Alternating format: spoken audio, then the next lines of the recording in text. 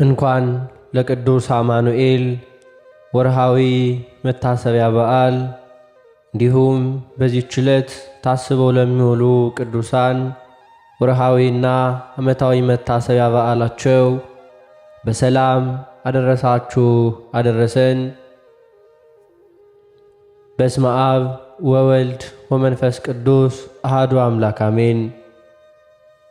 የተከበራችሁ የልዑል እግዚአብሔር ቤተሰቦች፣ የእናታችን የቅድስት ድንግል ማርያም የአስራት ያደራ ልጆች፣ የቅዱሳን መላእክት፣ የቅዱሳን ጻድቃን፣ የቅዱሳን ሰማዕታት ወዳጆች በልዑል እግዚአብሔር አምላካችን ፍጹም ሰላምታ እንደምን ቆያችሁ እያልን ከዚህ በመቀጠል የቅዱስ አማኑኤልን ድርሳን እናሰማለን። በስመ አብ ወወልድ ወመንፈስ ቅዱስ አሐዱ አምላክ አሜን። አንድ አምላክ በሆነ በአብ በወልድ በመንፈስ ቅዱስ ስም በቅድስት ሥላሴ እያመንሁና እየተማጸንኩ ሰይጣን ሆይ በእናቴ በቅድስት ቤተ ክርስቲያን ፊት እክድሃለሁ፣ ለዚህም ምስክሬ ጽዮን ማርያም ናት ለዘላለሙ አሜን። ዳግም በድንጋሌ ሕሊና በድንጋሌ ሥጋ ሕትምት ከምትሆን እመቤታችን ቅድስት ድንግል ማርያም መወለዱን እንናገራለን። ከእመቤታችንም ማኅተመ ድንግልናዋን ሳይለውጥ ድንቅ በሆነ ልደት ተወለደ። ነቢዩ ሕዝቅኤል አይቶ እንዲህ ብሎ እንደተናገረ እግዚአብሔር ይህች ደጃፍ ተዘግታ ትኖራለች፣ አትከፈትም፣ ወደ እርሷም የሚገባ የለም። የእስራኤል አምላክ እግዚአብሔር ሳይከፍታት ገብቶ ሳይከፍታት ይወጣል እንጂ አለኝ። ደጅም የተባለች የፀሐይ መውጫ እመቤታችን ቅድስት ድንግል ማርያም ናት። ስለዚህ ሁላችሁ አሕዛብ ስሙ፣ መንደር መስርታችሁ በዓለም ላይ የምትኖሩ ባለጸጎች እንዲሁ ድሆች የአዳም ልጆች ሁላችሁ አድምጡ።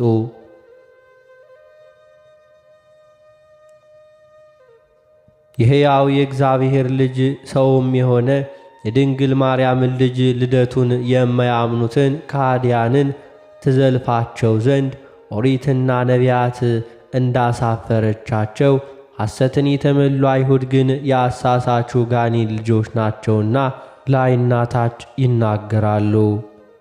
እናንተ የክርስቲያን ወገኖች ግን የአሸናፊው የእግዚአብሔር ልጆች ናችሁ። እናታችሁ አንዲት ሙሽራ ነች። ይኸውም ሥጋ መለኮትን የምትመግባችሁ ደመ መለኮትን የምታጠጣችሁ ቅድስት ቤተ ክርስቲያን ናት። በጽኑ ኃይሉ በልዑል ሥልጣኑ እግዚአብሔር እኔንና እናንተን ከዲያብሎስ ወጥመድ ይጠብቀንና ይኸውም ስለ ቅዱስ ሥጋውና ስለ ክቡር ደሙ ነው ብሎ ለዘላለሙ አሜን ይሁን ይደረጋለ። አንደበተ መራራ ያለ መጠን ነገርን የምትዘነጋ ጋኔን እንደ ሰውም ያለውን ልብ ያጣ አይሁዳዊ ሆይ ስማ ልንገር፣ የሴቶችና የወንዶች ጠንቋዮች ማኅበርተኛ ነ። እንዲሁም ስትገባም ስትወጣም ከእነርሱ ጋር ትተባበራለ። በጥፋት ሥራ ሁሉ ከእነርሱ ጋር አንድ ነህ። እኔና ልጆቼን በዘመኑ ሁሉ ጠብቁኝ ትላቸዋለህ፣ ያለ ነጻነትም እንዲሁ ይገዙሃል። ጥንቆላቸውን ትተው የኃያላኑን ጌታ ያመልኩ ዘንድ አስተምራቸውም። ኦሪት ግን ከአስማተኛ ጋር የሚኖር ከእንስሳ የሚሰስን ቅጣቱ ሞት ነው ትላለችና ለእግዚአብሔር ሳይሆን ለጣዖት የሚሰዋ ሁሉ ይገደል ትላለች። አንተ ግን በአፍህ እኔ በሕገ ኦሪት እንዲሁ ኖራለሁ፣ ሕገ ኦሪትም አስተምራለሁ ትላለህ። ነገር ግን የሕገ ኦሪት አፍራሽ አንተ ነህና።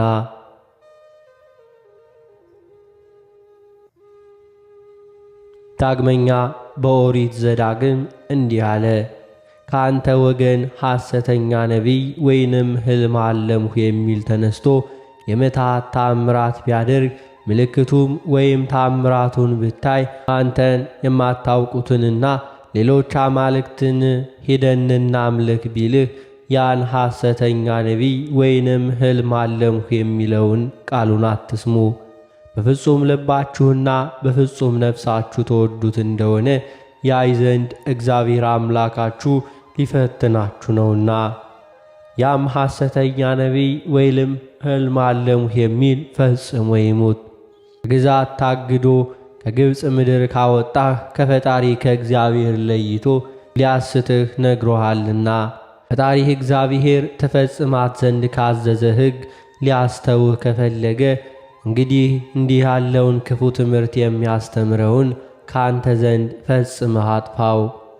የአባትህ ወይንም የእናትህ ልጅ ወንድምህ ወይንም ወንድ ልጅ ወይንም ሴት ልጅ ወይም በአጠገብህ የምትተኛ ሚስትህ ወይንም እንደ ራስህ አድርገህ የምትወደው ወዳጅህ በዙሪያችሁ ካሉ አሕዛብ አማልክት አንተንና አባቶችህ የማታውቋቸውን የባዕድ አማልክትና በስውር ሄደን እናምልክ ብሎ ቢያስትህ አትስማው።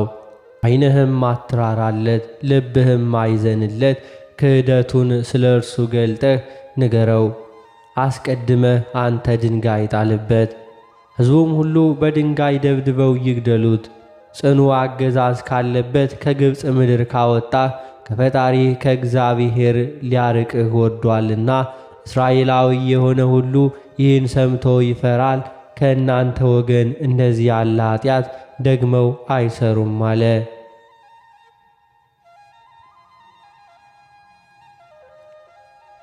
በውስጧ ትኖርበት ዘንድ ፈጣሪ እግዚአብሔር ከሰጠህ አህጉራት በአንዲቱ ውስጥ ክፎች ሰዎች ተነስተው በሀገራቸው የሚኖሩትን ሰዎች የማታውቋቸውን አማልክት ኑ ሄደን እናምልክ አሏቸው። እንዲሁም ሲሉ ብትሰማ ፈጽመህ ትመራመራለህ። ነገሩ እውነትና የተረጋገጠ ከሆነ ይህ በእናንተ ዘንድ አስጸያፊ ነውና።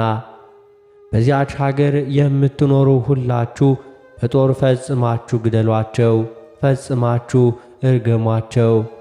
በውስጧ ያለውን ገንዘቧን ሁሉ በአደባባይዋ ሰብስባችሁ ከተማዋን ሁሉ በእሳት አቃጥሉ። ወደ እሷ ጣዖት በምታመልክ ሀገር ሁሉ እንዲሁ ታደርጓላችሁ። በፈጣሪህ እግዚአብሔር ፊት እስከ ዘላለሙ በውስጧ የሚቀመጥ አይኑር። እግዚአብሔር መዓቱን አርቆ ምሕረቱን ይሰጥ ዘንድ ለአባትህ እንደማለላቸው ራርቶ ያበዛልህ ዘንድ በውስጧ ካለው እርም ከተባለው ገንዘብህም በእጅህ አታንሳ። አይሁዳዊ ሆይ ከእግዚአብሔር አብ የተወለደውን የክርስቶስን ቀዳማዊ ልደቱን የሶሎሞን ርግብ ከተባለች ከእመቤታችን ከቅድስት ድንግል ማርያም የተወለደውን ሁለተኛ ልደቱን ለምን ትክዳለህ? በጉባኤው ማኅበር መልካም አንዲት ቃል መመለስ አትችልም። ለእኛ ለክርስቲያኖች ግን ዕዝራ ሱቱኤል፣ ብልጣሶር፣ ዳንኤልና እንዲሁ በነፋስ ሰረገላ ተነጥቆ ልዑል እግዚአብሔርን ያየው ሄኖክም ክርስቶስ እንደሚወለድ በኦሪትና በነቢያት መጽሐፍ ወስደው አስረዱን።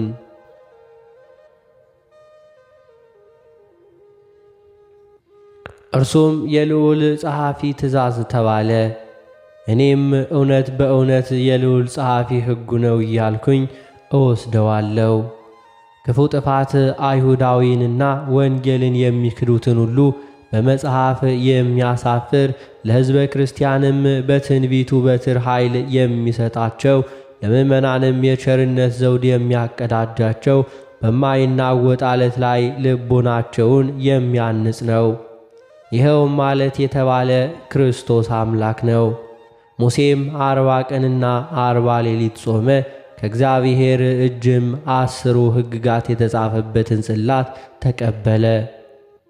ምስጢራትንም ተማረ። ደብተራ ኦሪትንም ተከለ። ዕዝራ 40 ቀንና 40 ሌሊት ጾመ። ኅብሩ እሳት የሚመስል የእውቀት ጽዋንም ጠጣ። እርሱ ዕዝራ በመጽሐፍ እንደተናገረ መለስኩለት። አቤቱ በፊትህ አለሁና እንግዲህ ተናገር። ዛሬ ወዳሉት ሕዝቦች እንዳዘዝከኝ እነሆ ሂጄ አስተምራቸዋለሁ። ይወለዱ ዘንድ ወዳላቸው ሕዝብ ሄድ። እንግዲህ ማን ያስተምራቸዋል? ለዘላለሙ በድንቁርና ይኖራሉና እውቀትም የላቸውምና ሕገ ኦሪት እንዲሁ ሕገ ኦሪት ተቃጥላለችና የሠራኸውን ሕግንም የሚያውቅ የለምና ለወደፊቱም የምታደርገውን የሚያውቅ የለምና። ዓለም በውስጡ ያለው ሁሉ እንዴት እንደተፈጠረ በሕገ ኦሪትህ የነበረውን ሁሉ ከመጀመሪያው እስከ መጨረሻው እጽፋለሁ። ሰው ሁሉ የሕይወት መንገድን ያገኝ ዘንድ በፊትህ ባለሟልነትን ካገኘው ቅዱስ መንፈስህን በእኔ ላይ አሳድር።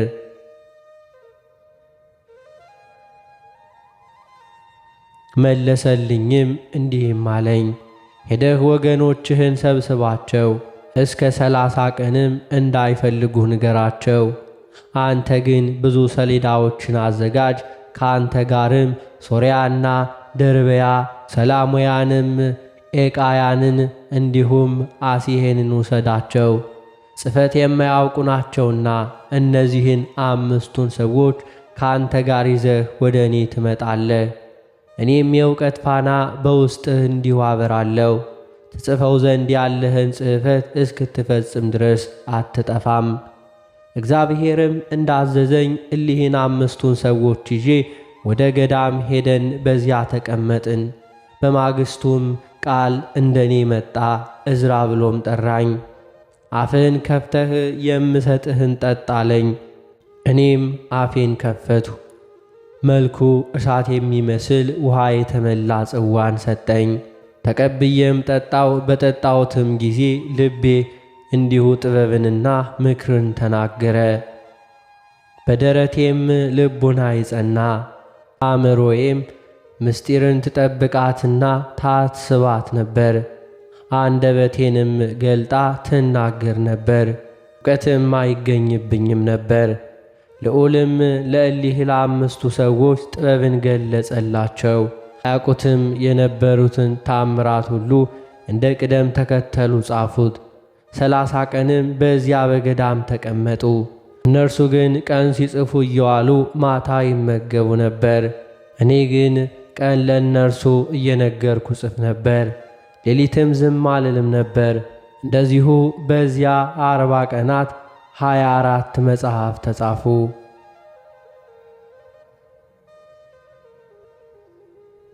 አንተ አይሁዳዊ ሰው ስማ ልንገርህ፣ ኦሪትንና ነቢያትን የምትክዱ አንተንም ከሃዲያን ሁላችሁ አድምጡ።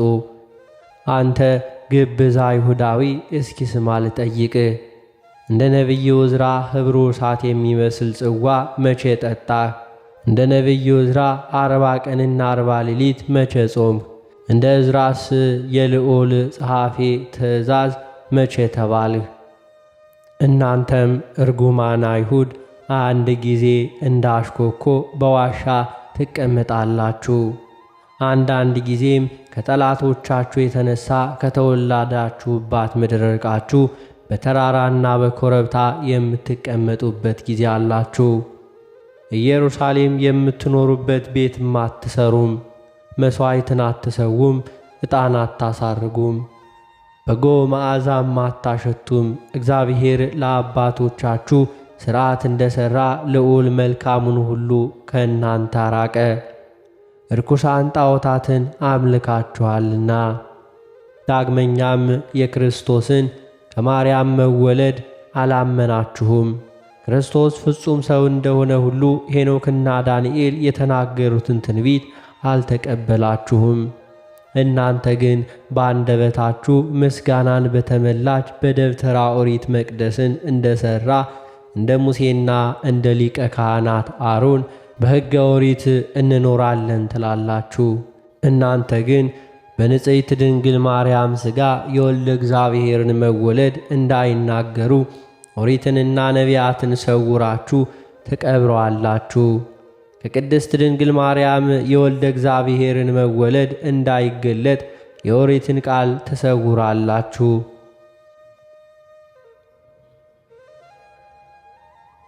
ከመዝሙረ ዳዊትም ነቢዩ ዳዊት ጌታ ጌታዬን በቀኜ ተቀመጥ አለው ብሎ እስከ ፍጻሜው ከተናገረው ትንቢት በጻፈው መጽሐፍ በመዝሙረ ዳዊትም አውጥታችሁ የደበቃችሁት አለ።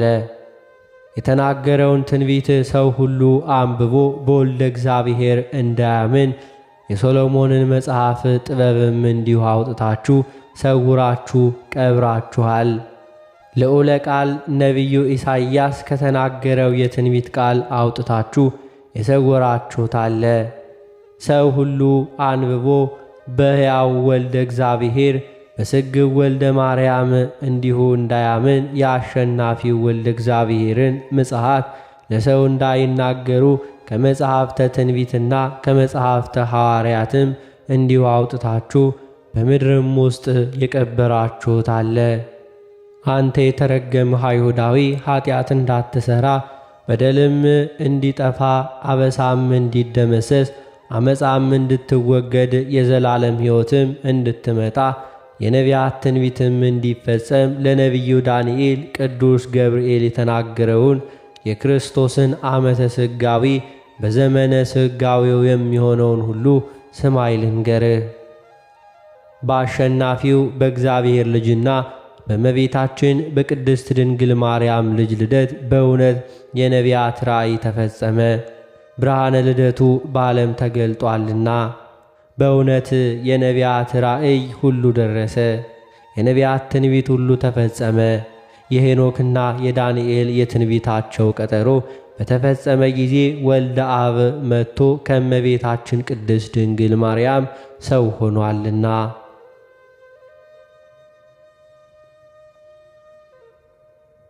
አንተ ክርስቲያናዊ ሰው በክርስቶስ ያለ ሃይማኖት ፈጽሞ ጸንቷልና ፈጣሪ ክርስቶስ በሄኖክና በዳንኤል ቀጠሮ ስለመጣ ደስ ይበልህ።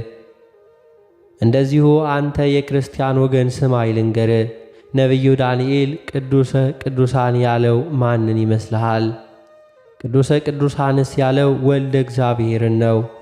ፍጡርን ቅዱሰ ቅዱሳን አይሉትም። ፍጡር የሆነ ሁሉ ሰውም ቢሆን መልአክም ቢሆን ፍጹም የሆነ ቅዱስ ይባላል እንጂ ቅዱሰ ቅዱሳን አይባልምና። ቅዱሰ ቅዱሳን በሰማያውያን ትጉሃን መላእክት በምድራውያን መንፈሳውያን ጻድቃን የሚመሰገን የእመቤታችን የቅድስት ድንግል ማርያም ልጅ ኢየሱስ ክርስቶስ ቅዱስ አማኑኤል ነው። ፍጡራንም ሁሉ ቅዱሰ ቅዱሳን ክርስቶስ ኢየሱስን ከአብና ከመንፈስ ቅዱስ ጋር ለዘላለሙ ያመሰግኑታል።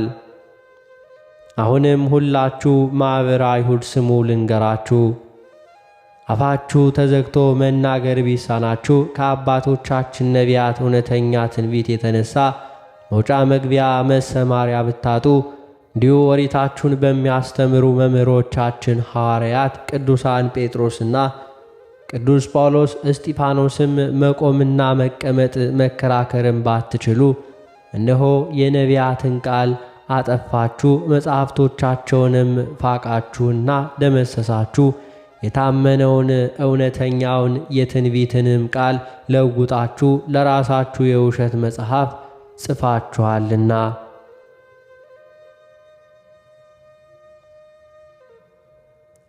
እናንተ እርጉማን ማኅበረ አይሁድ የኦሪትና የነቢያትን ቅዱሳት መጽሐፍ ታጣሏቸዋላችሁ።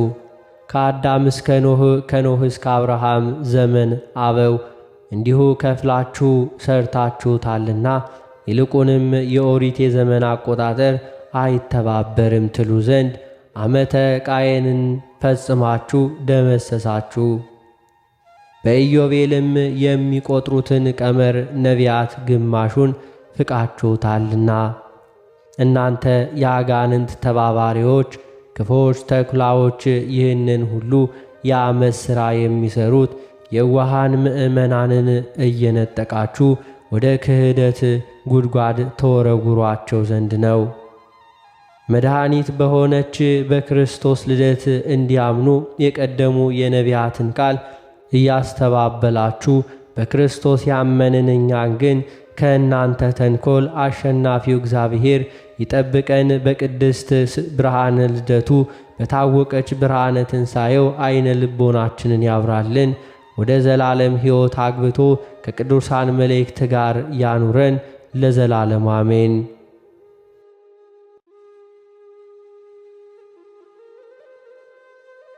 የተከበራችሁ የልዑል እግዚአብሔር ቤተሰቦች ከዚህ በመቀጠል በሰኔ 28 ቀን የሚነበበውን ስንክሳር እናሰማለን። በስመ አብ ወወልድ ወመንፈስ ቅዱስ አሐዱ አምላክ አሜን። አንድ አምላክ በሆነ በአብ በወልድ በመንፈስ ቅዱስ ስም ሰኔ 28 በዚች ቀን ለአባቶቻችን ሊቃነ ጳጳሳት 33ኛ የሆነው ቅዱስ አባት ቴዎዶስዮስ የእስክንድርያ ከተማ ሊቀ ጳጳስ አረፈ። በዚህም ቅዱስ በስሙ በግብፅ ምድር ውስጥ ምዕመናን ቴዎዶሳውሳውያን ተብለው ተጠርተውበታል። ይህም የሆነው እንዲህ ነው። ሊቀ ጵጵስና ከተሾመ በኋላ ክፉዎች ሰዎች በእርሱ ላይ ተነስተው በንጉሥ ምክር ከመንበረ ሲመቱ አሳደዱት። በእርሱ ፈንታ አስቀድሞ በእስክንድርያ ከተማ ሊቀ ዲያቆናት የነበረ ስሙ አቃቀያኖስ የሚባለውን አንድ ሰው ሾሙ። እርሱም ለአባ ቴዎዶስዮስ ሊቀ ጵጵስና እንዲገባው ከፈረሙት ውስጥ ነበር።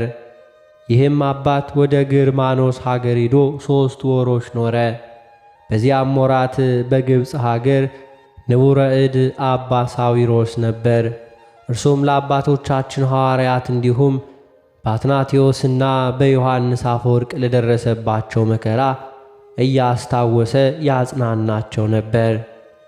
ከዚህም ተነስቶ እንዲሁ መሊግ ወደሚባል ሀገር ሄደ። በዚያም 2 ዓመት ተቀመጠ። የእስክንድርያ ከተማ ሰዎችም የጠባቂዎቻቸው የቴዎዶስዮስን መመለስ ሽተው በእስክንድርያው መኮንን ላይ ተነሱበት። መኮንኑም ወደ መንበረ ሲመቱ መለሰው፣ አቃቀዮስንም አባረሩት። ይህም ነገር በንጉሥ ዮስታቲያኖስና አምላክን በምትወድ በንግሥት አውድራ ዘንድ ተሰማ። ንግሥቲቱም አስቀድሞ የተሾመው በሹመቱ ወንበር ይቀመጥ ብላ ጻፈች።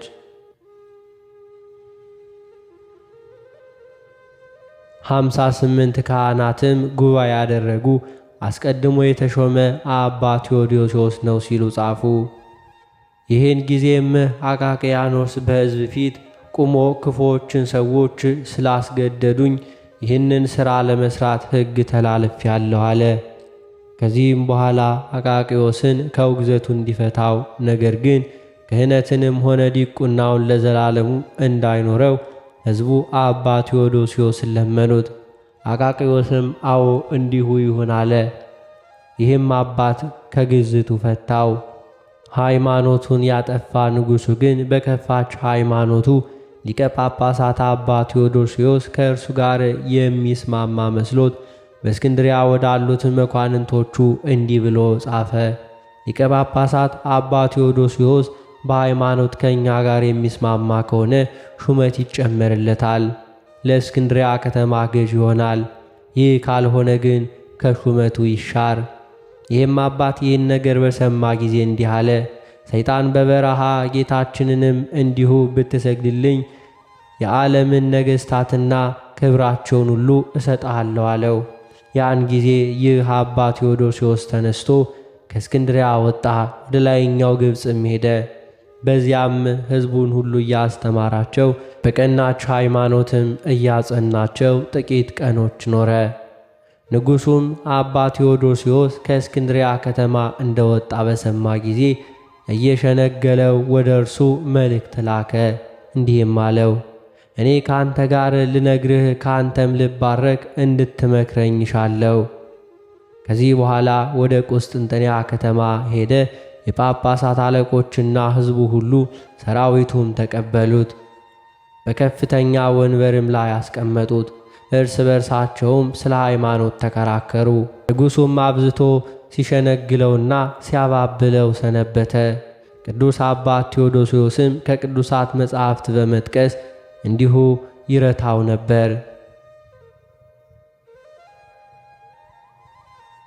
ከእርሱም ጋር ባልተስማማ ጊዜ ከመንበረ ሲመቱ ወደ ላይኛው ግብፅ አሳደደው።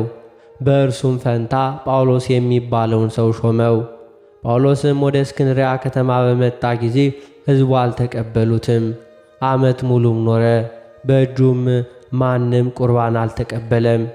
ንጉሡም ይህን በሰማ ጊዜ ለመናፍቁ ጳውሎስ እስከሚታዘዙ ድረስ አብያተ ክርስቲያናት እንዲዘጉ አዘዘ። ምዕመናንም ከእስክንድርያ በመውጣት ወደ ቅዱስ ወንጌላዊ ማርቆስ ቤተ ክርስቲያን፣ ወደ ቆዝሞስና ድሚያኖስ ቤተ ክርስቲያን ሄዱ። ካህናቱም በዚያ እየቀደሱ ያቆርቧቸው ነበር። የሀገር ልጆችም የክርስትናን ጥምቀት ያጠምቋቸው ነበር። ንጉሡም ይህን በሰማ ጊዜ አብያተ ክርስቲያናትን እንዲከፍቱላቸው አዘዘ። አባ ቴዎዶስዮስም ሰምቶ ንጉሡን እንዳያስታቸው ፈራ። ማጽናኛ ቃልንም የተመላች መልእክትም ጽፎ በቀናች ሃይማኖት እያበረታታቸው ወደ ምዕመናን ላካት። እንዲሁም አላቸው፣ ከዚህ ከሃዲ ጳውሎስ እንዳትታዘዙ ተጠንቀቁ። ይህም አባት 28 ዓመት በስደት ኖረ። መላው የሹመቱ ዘመን 32 ነበር።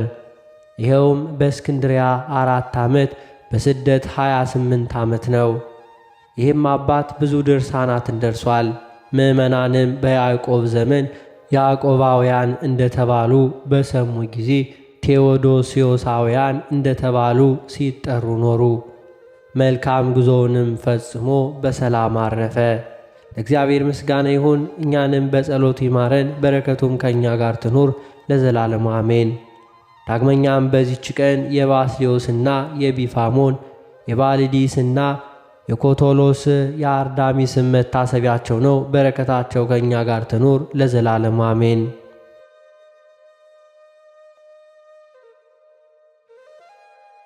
የተከበራችሁ የልዑል እግዚአብሔር ቤተሰቦች፣ ከዚህ በመቀጠል በቅዱስ አማኑኤል በዓል ዕለት በዕለተ እሁድ የሰኔ 28ን ቀን የቅዳሴውን ምስባክና በቅዳሴ ጊዜ የሚነበበውን ምንባብ እናሰማለን።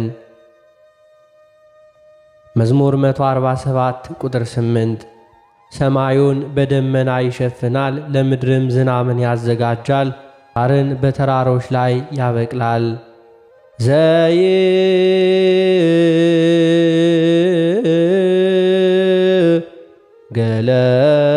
ገለብዎ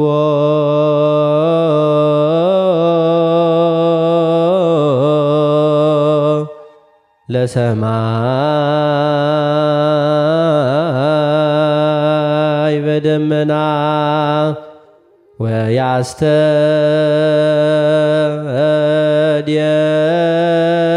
ወያስተድየሉ ክረምተ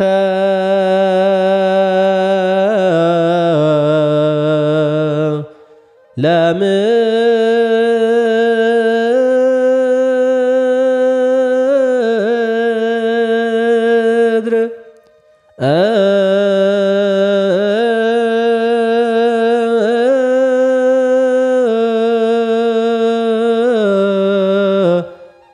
ዘያበቁል ሳይረ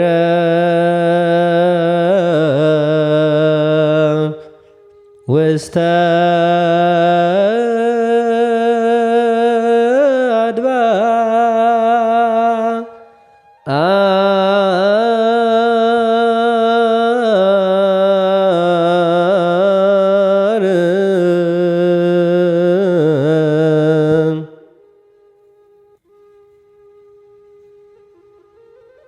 በቅዱስ አማኑኤል በዓል ዕለት በዕለተ እሁድ በቅዳሴ ጊዜ የሚነበብ የመጀመሪያው ምንባብ የሐዋርያው የቅዱስ ጳውሎስ መልእክት ወደ ቆሮንቶስ ሰዎች አንደኛ ቆሮንቶስ ምዕራፍ 15 ቁጥር 33 እስከ ቁጥር 51።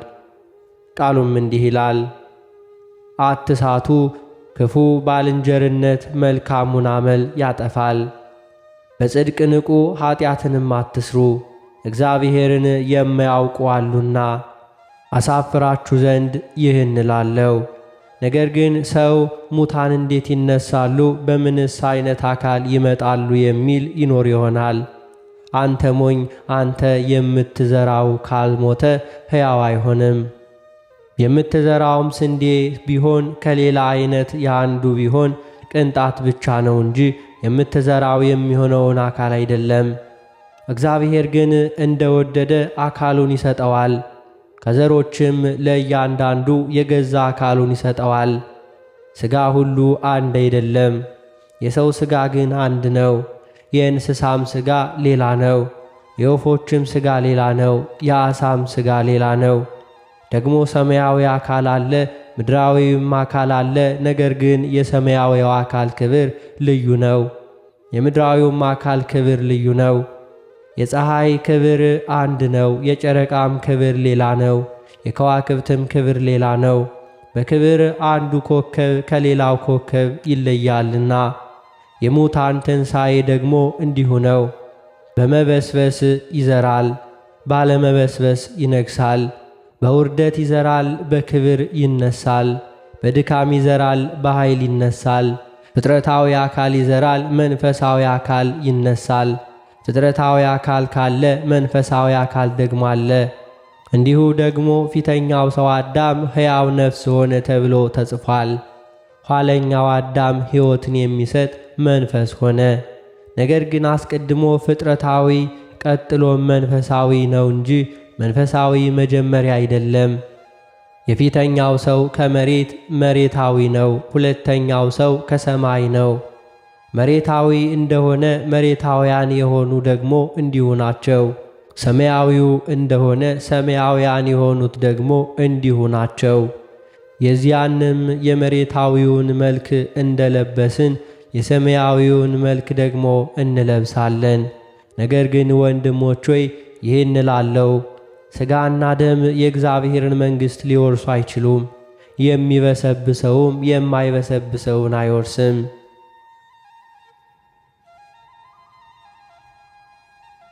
በቅዱስ አማኑኤል በዓል ዕለት በዕለተ እሁድ በቅዳሴ ጊዜ የሚነበብ ሁለተኛው ምንባብ የሐዋርያው የቅዱስ ያዕቆብ መልእክት ምዕራፍ 5 ቁጥር 16 እስከ ፍጻሜ። ቃሉም እንዲህ ይላል።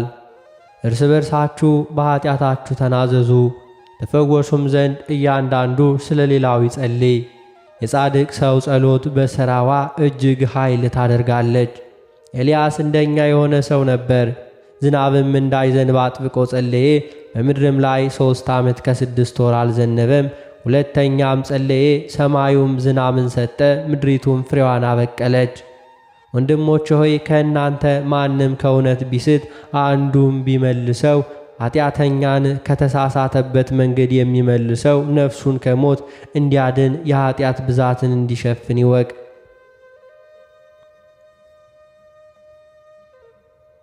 በቅዱስ አማኑኤል በዓል ዕለት በዕለተ እሁድ በቅዳሴ ጊዜ የሚነበብ ሦስተኛው ምንባብ የሐዋርያት ሥራ ምዕራፍ 27 ቁጥር 11 እስከ ቁጥር 21። ቃሉም እንዲህ ይላል። የመቶ አለቃው ግን ጳውሎስ ከተናገረው ይልቅ የመርከብ መሪውንና የመርከቡን ባለቤት ያምን ነበር። ያም ወደብ ይከርሙበት ዘንድ የማይመች ስለሆነ የሚበዙቱ ቢቻላቸው በሰሜንና በደቡብ ምዕራብ ትይዩ ወዳለው ፍንቄ ወደሚሉት ወደ ቀርጤስ ወደብ ደርሰው ይከርሙ ዘንድ ከዚያ እንዲነሱ መከሩ። ልከኛም የደቡብ ነፋስ በነፈሰ ጊዜ እንዳሰቡት የሆነላቸው መስሏቸው ተነሱ። በቀርጤስም አጠገብ ጥግ ጥጉን አለፉ። ነገር ግን እጅግ ሳይዘገይ አውራቂስ የሚሉት አውሎ ነፋስ ከዚያ ወረደባቸው። መርከቡም ተነጥቆ ነፋሱን ሲቃወም መሄድ ስላልቻለ ለቀነው ተነዳን። ቄዳ በሚሏት ደሴት በተተገንን ጊዜ ታንኳይቱን ለመግዛት በጭንቅ ቻልን። ወደ ላይም ካወጧት በኋላ መርከቡን በገመድ አስታጥቀው አጸኑ። ሰርቲስም ወደሚሏት ወደ አሸዋ እንዳይወድቁ ፈርተው እንዲሁ ሸራውን አውርደው እንዲሁ ተነዱ። ነፋሱን በርትቶ ሲያስጨንቀን በማግስቱ ከጭነት ወደ ባህር ይጥሉ ነበር። በሦስተኛውም ቀን የመርከቡን ዕቃ በእጃችን ወረወርን። ብዙ ቀንም ፀሐይን ከዋክብትንም ሳናይ ትልቅ ነፋስም ሲበረታብን ጊዜ ወደፊት እንድናለን የማለት ተስፋ ሁሉ ተቆረጠ።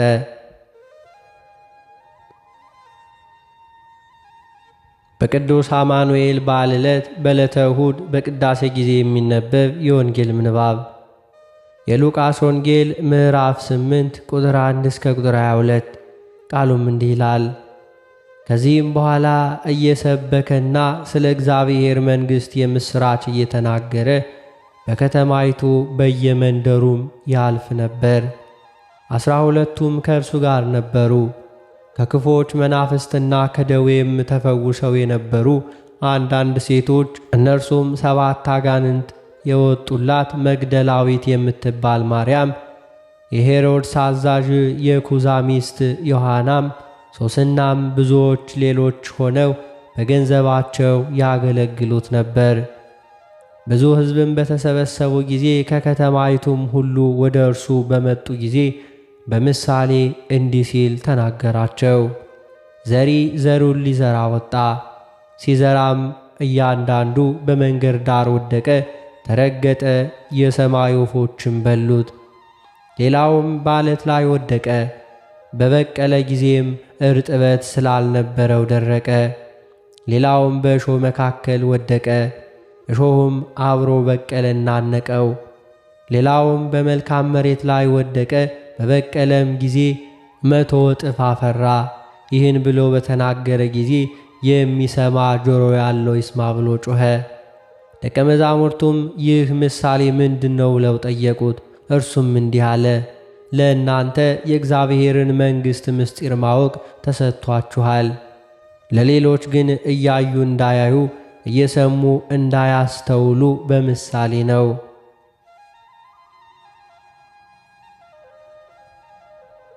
ምሳሌውም ይህ ነው። ዘሩ የእግዚአብሔር ቃል ነው። በመንገድ ዳር ያሉት የሚሰሙ ናቸው። ከዚህም በኋላ ዲያብሎስ ይመጣል፣ አምነውም እንዳይድኑ ቃሉን ከልባቸው ይወስዳል። በዓለት ላይም ያሉት ሲሰሙ ቃሉን በደስታ የሚቀበሉ ናቸው። እነርሱም ለጊዜው ብቻ ያምናሉ እንጂ በፈተና ጊዜ የሚክዱ ሥር የሌላቸው ናቸው። በእሾህ መካከል የወደቀ እነዚህ የሚሰሙት ናቸው። መንገዳቸውንም ሄደው በሕይወት ዘመን በሐሳብና በባለጠግነት ምቾት ይታነቃሉ፣ ሙሉ ፍሬም አያፈሩም። በመልካም መሬት ላይ የወደቀ እነርሱ በመልካምና በበጎ ልብ ቃሉን ሰምተው የሚጠብቁ በመጽናትም ፍሬ የሚያፈሩ ናቸው። መብራትንም አብርቶ በዕንቃ የሚከድነው ወይንም በአልጋ በታች የሚያኖረው የለም። የሚገቡት ሰዎች ብርሃኑን እንዲያዩ በመቅረዝ ላይ ያኖረዋል እንጂ። የማይገለጥ የተሰወረ የለምና፣ የማይታወቅ ወደ ግልጥ የማይመጣ የተሸሸገ የለም። እንግዲህ እንዴት እንድትሰሙ ተጠበቁ።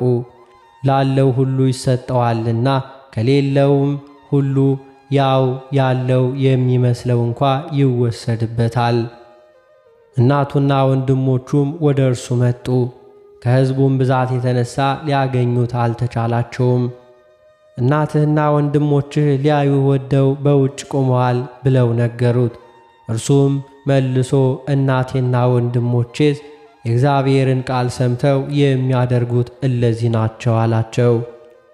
ስለ ቃሉ የጌታችን የአምላካችን የመድኃኒታችን የኢየሱስ ክርስቶስ ስሙ የከበረና የተመሰገነ ይሁንልን።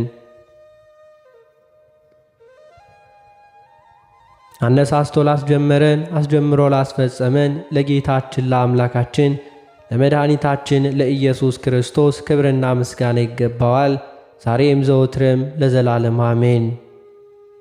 አባታችን ሆይ በሰማያት የምትኖር፣ ስምህ ይቀደስ፣ መንግሥትህ ትምጣ፣ ፈቃድህ በሰማይ እንደሆነች እንዲሁም በምድር ትሁን። የዕለት እንጀራችንን ስጠን ዛሬ፣ በደላችንንም ይቅር በለን እኛም የበደሉንን ይቅር እንደምንል።